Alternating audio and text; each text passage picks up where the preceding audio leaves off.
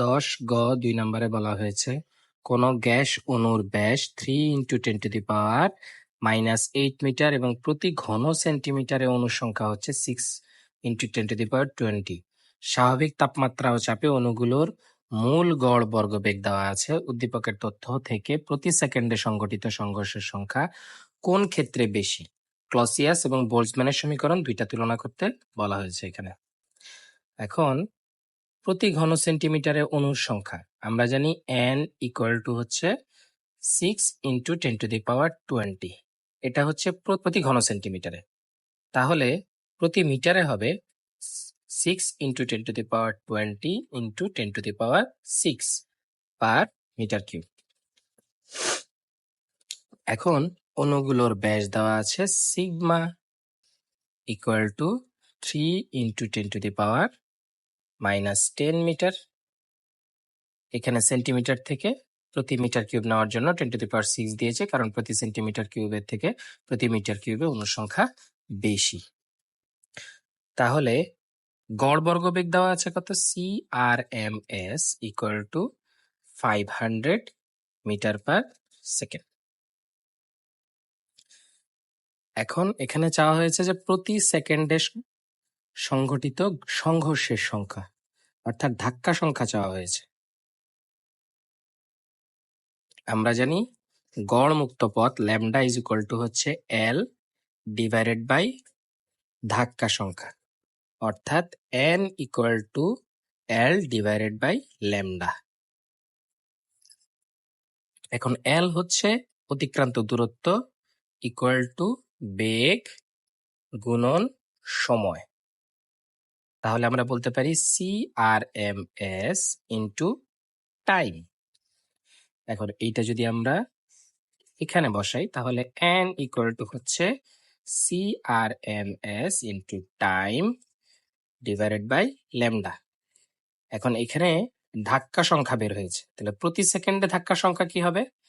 n prime n divided by t, অর্থাৎ CRMS t divided by lambda 1/t।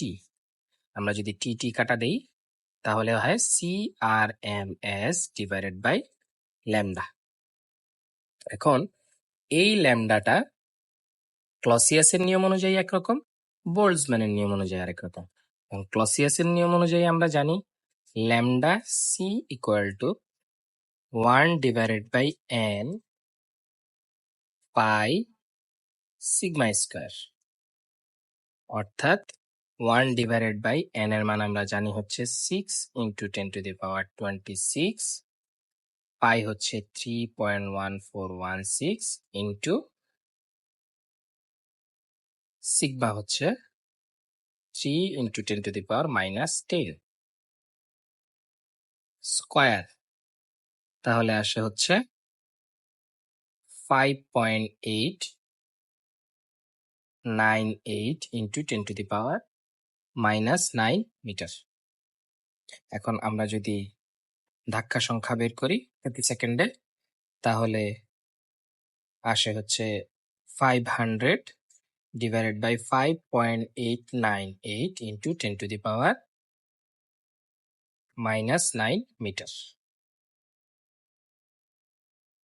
অর্থাৎ 8.48 × 10⁻10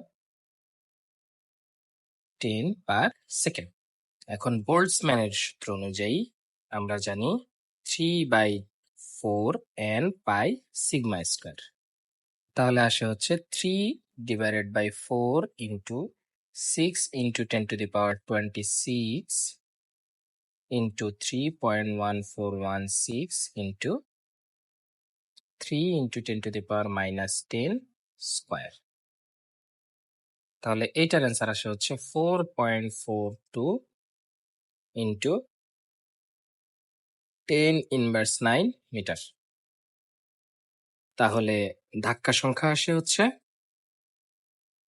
500 divided by 4.42 into 10⁻9।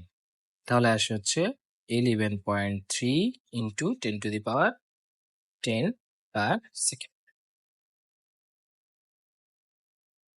এখন এখানে দেখা যাচ্ছে এই সংখ্যাটা অর্থাৎ বোল্টজম্যানের ধাক্কার সংখ্যা ক্লসিয়াসের ধাক্কার সংখ্যা থেকে বেশি।